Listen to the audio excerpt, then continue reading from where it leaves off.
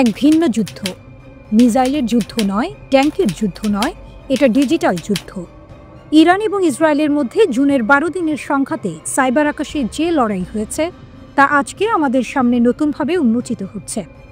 ইসরায়েলের national cyber ডিরেক্টরেটের প্রধান EOC কারাদি জানিয়েছেন, জুনের যুদ্ধে ইরানের সাইবার হামলার পরিসর এতটাই বিস্তৃত ছিল যে তা প্রতিটি ইসরায়েলি নাগরিককে টার্গেট করতে পারত। তিনি তেল আবিব বিশ্ববিদ্যালয়ের সাইবার উইক 2025 সম্মেলনে বলেন, ইরান যুদ্ধের সময় 1200টি আলাদা তথ্য অভিযান চালায়। এসব ছিল text message, social media post, প্রতিটি একসাথে হাজার হাজার ইসরায়েলিকে লক্ষ্য করত। কারাদির ভাষায়, ইরান ইসরায়েলে প্রতিটি নাগরিকের কাছে পৌঁছানোর চেষ্টা করেছে এবং শুধু একবার নয়। তিনি আরও জানান, ইরানি হ্যাকাররা পার্কিং ক্যামেরা এবং সড়কের অন্যান্য ক্যামেরায় ঢুকে পড়েছিল। লক্ষ্য ছিল ইসরায়েলি ভিআইপিদের অবস্থান ট্র্যাক করা, তাদের ক্ষতি করার জন্য অপারেশন তৈরি করা।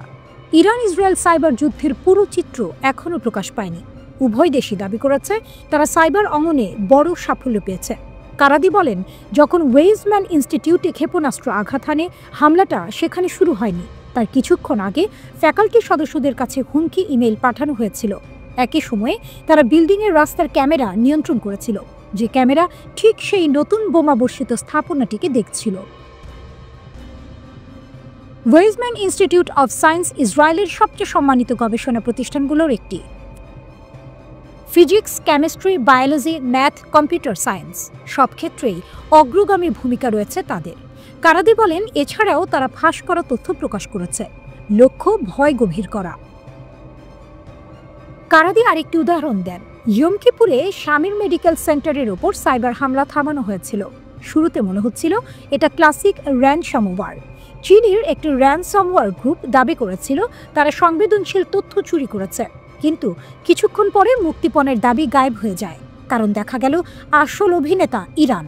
তারা এই গ্রুপকে সামনের মুখ হিসেবে ব্যবহার করেছিল। কারাদি দাবি করেন, ইসরায়েলি প্রতিরক্ষা বিস্তৃত ক্ষতি ঠেকাতে সক্ষম হয়েছিল, তবে তিনি বিস্তারিত জানাতে অস্বীকৃতি জানান। সম্মেলনে উপস্থিত এক মার্কিন সাইবার নিরাপত্তা কর্মকর্তা বলেন, ইরান যুক্তরাষ্ট্রের অন্যতম বড় সাইবার হুমকি।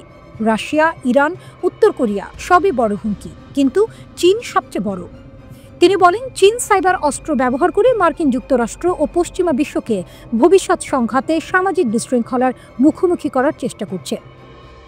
বিষয়টা এখানেই গুরুত্বপূর্ণ, ইরান শুধু ক্ষেপণাস্ত্র শক্তি নয়, ইরান আজ সাইবার শক্তিও। ইসরায়েল তা নিয়ে স্পষ্টভাবেই উদ্বিগ্ন। আর আধুনিক বিশ্বে যে দেশ সাইবার অঙ্গনে শক্তিশালী, তার হাতেই থাকে নতুন যুগের যুদ্ধের চাবিকাঠি। তেহরানের 10,000 কিলোমিটার পাল্লার ক্ষেপণাস্ত্র, লক্ষ্য কি এবার মার্কিন মুল্লুক? উত্তেজনার পারদ চরমে। ইরান এবার এমন এক সামরিক অস্ত্র উন্মোচনের পথে যা পাল্টে দিতে পারে মধ্যপ্রাচ্যের ক্ষমতার সমীকরণ। 10,000 কিলোমিটার পাল্লার আন্তঃমহাদেশীয় ব্যালিস্টিক ক্ষেপণাস্ত্র আইসিবিএম নিয়ে আসছে তেহরান। পশ্চিমা বিশ্ব জুড়ে এখন গভীর উদ্বেগ। এটি কেবল হুমকি নয়, এটি যেন ওয়াশিংটন ডিসির উদ্দেশ্যে সরাসরি বার্তা।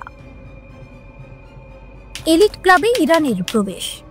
ইরানের সংবাদ মাধ্যম দাবি করেছে, নতুন এই মারাত্মক ক্ষেপণাস্ত্রটি পরিষেবার জন্য প্রায় প্রস্তুত। এর পাল্লা ইউরোপের বাইরে মার্কিন যুক্তরাষ্ট্রের মতো সুদূর লক্ষ্যবস্তুতে আঘাত হানতে সক্ষম হবে। এটি হবে প্রথম ইরানি অস্ত্র যা মার্কিন যুক্তরাষ্ট্রের পূর্ব উপকূলে আঘাত করার ক্ষমতা রাখবে।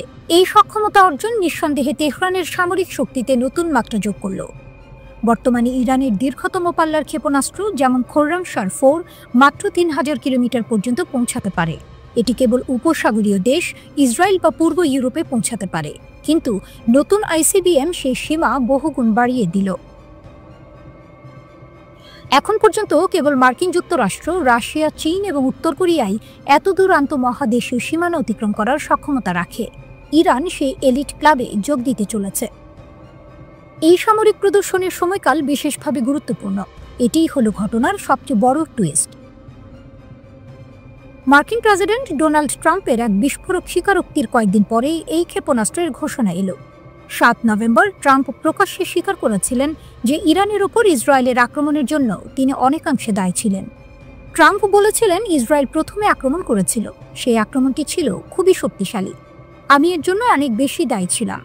যুদ্ধের ষড়যন্ত্রে মার্কিন প্রেসিডেন্টের এই সরাসরি ভূমিকা যেন আগুনে ঘি ঢেলেছে। ইরান সামরিক শক্তি প্রদর্শনের মাধ্যমে যেন সেই স্বীকারোক্তির জবাব দিল।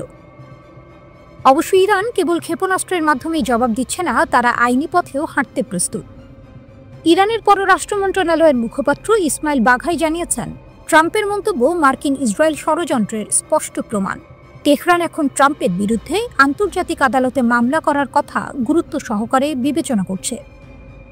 বাঘাইয়ের কথায় নিশ্চয়ই এই স্বীকারোক্তি যে কোনো আদালতে এই আক্রমণাত্মক আইনে আমেরিকার অংশগ্রহণের একটি স্পষ্ট কারণ হিসেবে ব্যবহৃত হবে। অর্থাৎ একদিকে ক্ষেপণাস্ত্রের হুঙ্কার, অন্যদিকে আন্তর্জাতিক ন্যায় বিচারের খোঁজ। তেহরান স্পষ্ট করে দিয়েছে, সামরিক আগ্রাসন এবং আইনি ষড়যন্ত্র দুটোই তারা শক্ত হাতে মোকাবিলা করবে। ইরানের এই 10,000 কিলোমিটারের ক্ষেপণাস্ত্রের হুঙ্কার কেবল একটি সংখ্যা নয়, এটি হলো তাদের আত্মরক্ষার প্রতিজ্ঞা। সামরিক বিশ্লেষকেরা বলছেন, ইরান যেন বলছে দূরত্বের সীমা ঘুঁচে যাক, হুঙ্কার পৌঁছাক ঠিকানায়। মার্কিন দৈনিক দ্য নিউ ইয়র্ক টাইমস বলছে, দুই দেশই এখন সর্বাত্মক যুদ্ধের প্রস্তুতিতে ব্যস্ত, আর এই যুদ্ধ শুরু হওয়া কেবল সময়ের অপেক্ষা। প্রতিবেদনে বলা হয়েছে, জুনের যুদ্ধ শেষ হলেও ইরান এখনও বিপুল পরিমাণ উচ্চমাত্রায় সমৃদ্ধ ইউরেনিয়াম ধরে রেখেছে, যা দিয়ে 11টি পারমাণবিক অস্ত্র তৈরি সম্ভব। একই সঙ্গে তারা হাজারো নতুন ক্ষেপণাস্ত্র তৈরির দৌড়ে নেমেছে। অপরদিকে ইসরায়েলও পিছিয়ে নেই, দেশটি নতুন হামলার পরিকল্পনা করছে। যুক্তরাষ্ট্র নীরবে ইসরায়েলকে সহায়তার প্রস্তুতি নিচ্ছে। আগুনের নিচে আরেক আগুন দেখা যায় না, কিন্তু জ্বলে ওঠে হঠাৎ। ইসরায়েল ইরান সংঘাতের আসল যুদ্ধটা চলছে ছায়ায়, সীমান্তের বাইরে, আকাশের ওপারে, চোখের আড়ালে। গোপন যুদ্ধের সূচনা, নীরবতায় লুকিয়ে থাকে বিস্ফোরণ। মধ্যপ্রাচ্য বহুবার বড় বড় যুদ্ধে পড়েছে, কিন্তু আরেকটা যুদ্ধ আছে, যে যুদ্ধ প্রকাশ্যে কেউ বলে না। ইসরায়েল ও ইরানের ছায়াযুদ্ধ।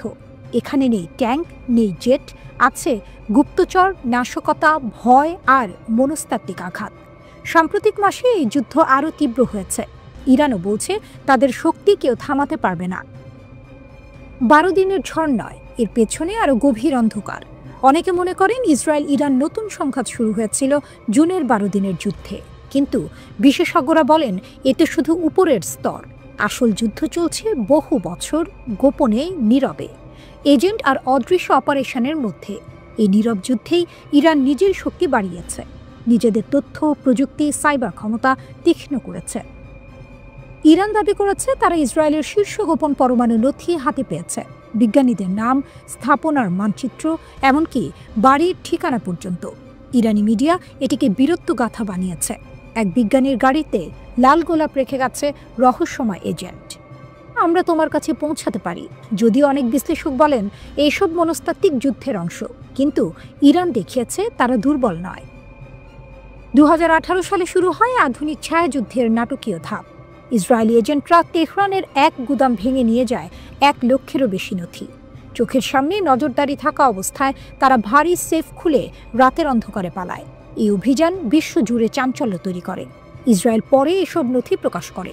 এতে ইরানের প্রজেক্ট আমাদ নিয়ে নতুন প্রশ্ন ওঠে। এরপরে শুরু হয় অদ্ভুত সব দুর্ঘটনা, নাতাঞ্জ বিস্ফোরণ, ক্ষেপণাস্ত্র গবেষণাগারে আগুন ইত্যাদি। ইরান পরবর্তীতে সরাসরি ইসরায়েলকে দায়ী করে। 2020 সালে ঘটে সবচেয়ে আলোচিত হত্যাকাণ্ড। ইরানের পরমাণু কর্মসূচির মূল স্থপতি ফাখরিজাদে নিহত হন একটি স্যাটেলাইট নিয়ন্ত্রিত স্বয়ংক্রিয় অস্ত্রে। হামলাস্থলে একজন মানবঘাতকও ছিল না, এমনটাই বলা হয়। এই বার্তা ছিল স্পষ্ট, ইসরায়েল প্রযুক্তি দিয়ে দূর থেকেই আঘাত করতে পারে, কিন্তু ইরানও শক্ত হাতে পাল্টা প্রস্তুতি নিতে থাকে। ড্রোন, ক্ষেপণাস্ত্র, সাইবার সব শক্তি সাজায়। 2025-এ ইসরায়েলের গুপ্তযুদ্ধ আরও এগোয়। ইসরায়েল এজেন্টরা ইরানের ড্রোন যন্ত্রাংশ চুরি করে ভেতরে গোপন লঞ্চপ্যাড বানায়। সেখান থেকে আক্রমণ চালানো হয়। ইরানের প্রতিরক্ষা ব্যবস্থা মুহূর্তে অচল হয়ে যায়। এরপর ঘটে 12 দিনের তীব্র যুদ্ধ, কিন্তু যুদ্ধ থামলেও থামেনি ছায়াযুদ্ধ। ইরান বলেছে তারা ইসরায়েলের বিপরীতে গোয়েন্দা যুদ্ধে পাল্টে আঘাত দিয়েছে, অনেক তথ্য প্রকাশ করেছে, কিন্তু বিশেষজ্ঞরা সতর্ক করেছেন এসবের অনেকটাই প্রকাশ্য উৎস থেকে নেওয়া হতে পারে। তবে মনস্তাত্ত্বিক আঘাত তৈরি হয়েছে। ছায়াযুদ্ধের আসল লক্ষ্যই এটি ভয় তৈরি করা, মস্তিষ্কে সন্দেহ ঢোকানো, বৈজ্ঞানিক গবেষণার আগে আতঙ্ক ঢুকিয়ে দেয়া। ভবিষ্যতের যুদ্ধক্ষেত্র, ল্যাব, বিমানবন্দর, বিশ্ববিদ্যালয়। এই যুদ্ধ শুধু সামরিক ঘাঁটিতে নয়, কখনো ল্যাবে, কখনো বিশ্ববিদ্যালয়ে, কখনো কোনো বিমানবন্দরের অন্ধকার কোণায়। ইসরায়েল আর ইরানের এই গোপন লড়াই নতুন ধরনের যুদ্ধকে জন্ম দিচ্ছে, যেখানে বোমা ফাটে না কিন্তু ভয় জাগে। 2024 সালে ইরানের রিভলিউশনারি গার্ড কর্পস IRGC জালজালে এর মতোই এক নতুন ধরনের জাম্পিং মাইন উন্মোচন করেছিল, যার রেঞ্জ ছিল 300 মিটার। জালজালে সম্ভবত আগের YMJ-AHM এবং YMJ-AHM-2 অ্যান্টি হেলিকপ্টার মাইনগুলোর প্রযুক্তির উপর ভিত্তি করে তৈরি। আগের YMJ-AHM মাইনগুলো 150 থেকে 200 মিটার উচ্চতায় থাকা হেলিকপ্টারকে লক্ষ্য করত, আর YMJ-AHM-2 মাইনগুলো 250 থেকে 300 কিলোমিটার উচ্চতায় আঘাত হানত। এই মাইনগুলো ইঞ্জিনের শব্দ শনাক্ত করে আসতে বিমান লক্ষ্যবস্তুর গতিবিধি নির্ধারণ করতে পারে বলে জানা গেছে। নতুন এই অস্ত্রগুলো ইরান ইসরায়েল যুদ্ধের আশঙ্কার মধ্যে পরিষেবাতে অন্তর্ভুক্ত করা হয়েছে। বিশেষজ্ঞরা সতর্ক করছেন যে ইসরায়েল এবং ইরানের মধ্যে একটি আসন্ন যুদ্ধের প্রবল সম্ভাবনা রয়েছে। গত জুনে 12 দিনের যুদ্ধের সময় ইসরায়েলি নেতৃত্ব ইরানের সর্বোচ্চ নেতা খামেনিকে নির্মূল করতে চেয়েছিল, কিন্তু তারা সফল হতে পারেনি। 12 দিনের যুদ্ধের পর একটি যুদ্ধবিরতি হয়েছিল। যুক্তরাষ্ট্র এই যুদ্ধে যোগ দিয়েছিল এবং ইরানের গুরুত্বপূর্ণ পারমাণবিক কেন্দ্রগুলোতে বোমা হামলা চালিয়েছিল। ইরানের এই জালজালে মাইনগুলোর মোতায়েন প্রমাণ করে যে তাদের সামরিক সক্ষমতা কেবল আক্রমণাত্মক নয়, বরং তাদের আকাশ প্রতিরক্ষাও এখন আরও মারাত্মক, বিশেষ করে ড্রোন প্রযুক্তিতে পশ্চিমা দেশগুলো যখন ব্যাপক বিনিয়োগ করছে। তখন এই 5 মিটার ব্যাসের বিস্ফোরণ ঘটাতে সক্ষম মাইনগুলো কম খরচে সেই মূল্যবান ড্রোনগুলিকে ধ্বংস করার ক্ষমতা রাখে। এটা ইরানের সামরিক কৌশলের একটি নতুন দিক নির্দেশ করে, অর্থাৎ এখন ইরান তাদের আকাশ সীমানায় শত্রুর প্রবেশের ক্ষেত্রে একটি অদৃশ্য কিন্তু প্রাণঘাতী দেয়াল তৈরি করছে। এই প্রযুক্তিগত উদ্ভাবন মধ্যপ্রাচ্যের সামরিক ভারসাম্যে বড় ধরনের পরিবর্তন আনতে পারে এবং ইসরায়েলকে তাদের বিমান অভিযান পরিচালনার কৌশল পুনর্বিবেচনা করতে বাধ্য করবে। তথাকথিত 12 দিনের যুদ্ধ ইসরায়েল ও ইরানের মধ্যে জুনে শেষ হলেও কোনো পক্ষই এটিকে লড়াইয়ের সমাপ্তি হিসেবে দেখেনি, বরং এটিকে একটি বিরতি হিসেবে বিবেচনা করেছে। এখন ইরান বলছে তাদের লক্ষ্য হলো একযোগে 2000 ক্ষেপণাস্ত্র নিক্ষেপ করার জন্য যথেষ্ট সংখ্যক ক্ষেপণাস্ত্র তৈরি করা। গতবার ইসরায়েল ও ইরান যখন সংঘর্ষে জড়িয়েছিল, তখন ইসরায়েলি বিমান বাহিনী দাবি করে তারা ইরানের 2টি ইউরেনিয়াম সমৃদ্ধকরণ কেন্দ্র, তাদের 3000 ক্ষেপণাস্ত্রের প্রায় অর্ধেক এবং উৎক্ষেপক যন্ত্রের প্রায় 80% ধ্বংস করে দিয়েছিল। 24শে জুন যুদ্ধবিরতি হওয়ার পর ইসরায়েল ও ইরান উভয়ই মূলত পরবর্তী সংঘর্ষের জন্য পুনরায় অস্ত্র সংগ্রহ এবং পরিকল্পনা শুরু করে। অক্টোবরে দ্য নিউ ইয়র্ক টাইমস জানিয়েছিল যে ইরান বৃহৎ আকারের আক্রমণের প্রস্তুতির দিকে ঝুঁকছে এবং তাদের ক্ষেপণাস্ত্র কারখানাগুলো 24 ঘন্টা চালু রাখছে। ইরানকে এটি সম্ভব করতে গেলে অবশ্যই রাশিয়া, চীন বা উত্তর কোরিয়ার কাছ থেকে কিছু সাহায্য নিতে হবে, কিন্তু শেষ পর্যন্ত ইরানের লক্ষ্য হল ইসরায়েলি আকাশ প্রতিরক্ষা ব্যবস্থাকে অভিভূত করার মতো যথেষ্ট আক্রমণ ক্ষমতা তৈরি করা। 12 দিনের যুদ্ধের সময় ইরান ইসরায়েলে 500 ক্ষেপণাস্ত্র এবং 100টিরও বেশি ড্রোন নিক্ষেপ করেছিল। যুক্তরাষ্ট্রের সহায়তায় বেশিরভাগই ধ্বংস হয়ে গিয়েছিল, তবে কয়েক ডজন ইসরায়েলে আঘাত হানে। এতে 31 জন ইসরায়েলি নিহত এবং আরও 3000 জন আহত হন। এছাড়া 2টি বিশ্ববিদ্যালয় ক্যাম্পাস এবং একটি হাসপাতাল সহ বাড়ি ও ভবনের ব্যাপক ক্ষয়ক্ষতি হয়েছিল। সুতরাং জুনের যুদ্ধে ইসরায়েল স্পষ্টতই এগিয়ে থাকলেও বিশেষজ্ঞরা বলছেন ইরানের বর্তমান হুমকিকে উপেক্ষা করা বুদ্ধিমানের কাজ হবে না। আইডিএফের একজন সাবেক গোয়েন্দা কর্মকর্তা এবং ইনসাইড দ্য মিডল ইস্টের প্রতিষ্ঠাতা আভি মালাম্মেদ বলেছেন, আমি এটাকে খুব গুরুত্বের সাথে নেব। আমি মনে করি না যে এই মুহূর্তে ইরানিদের সেই সক্ষমতা আছে, তবে আমাদের অবশ্যই তাদের খুব গুরুত্বের সাথে নেওয়া উচিত। আভি মালাম্মেদের মনে করেন ইরানের শাসক গোষ্ঠী মধ্যপ্রাচ্য জুড়ে তাদের ছায়া শক্তিগুলোর ওপর নির্ভর করত, যাদেরকে অ্যাক্সেস অফ রেজিস্ট্যান্স বলা হয়, কিন্তু আইডিএফের সাথে কয়েক বছর ধরে লড়াই করার পর সেই ছায়া শক্তিগুলো হয় মৃত নতুবা মারাত্মকভাবে দুর্বল হয়ে পড়েছে। ইরানের এখন একমাত্র কার্যকর বিকল্প হলো তাদের ক্ষমতার অন্য মাধ্যমটিকে শক্তিশালী করা, আর সেটা হলো তাদের ক্ষেপণাস্ত্র কর্মসূচি। কিন্তু এখানে একটি গুরুতর সমস্যা রয়েছে। ইরানের বেশিরভাগ ক্ষেপণাস্ত্র এবং উৎক্ষেপক যন্ত্র মাটির নিচে তৈরি ও সংরক্ষণ করা হলেও দেশটি মাটির নিচ থেকে ক্ষেপণাস্ত্র উৎক্ষেপণ করার ক্ষমতা রাখে না। সেগুলোকে উৎক্ষেপণের জন্য মাটির উপরে নিয়ে আসতে হয়, যেখানে সেগুলোকে প্রস্তুত করতে সময় লাগে, যা সেগুলোকে আক্রমণের জন্য অত্যন্ত ঝুঁকিপূর্ণ করে তোলে। এ কারণে আভি মালাম্মেদ বলেছেন, ইরান হয়তো ইসরায়েলে আঘাত হানতে পারে এমন আরও ক্ষেপণাস্ত্র তৈরি করতে চাইবে, কিন্তু উৎক্ষেপণের আগে সেগুলোকে রক্ষা করার ক্ষমতা ছাড়া ক্ষেপণাস্ত্রের কোনো অর্থ নেই। জুনে লড়াই বন্ধ হওয়ার পর ইসরায়েল বলেছিল যে ইরান যদি তাদের পারমাণবিক সমৃদ্ধকরণ কর্মসূচি পুনরায় শুরু করার চেষ্টা করে, তবে তারা আবারও আঘাত হানতে প্রস্তুত।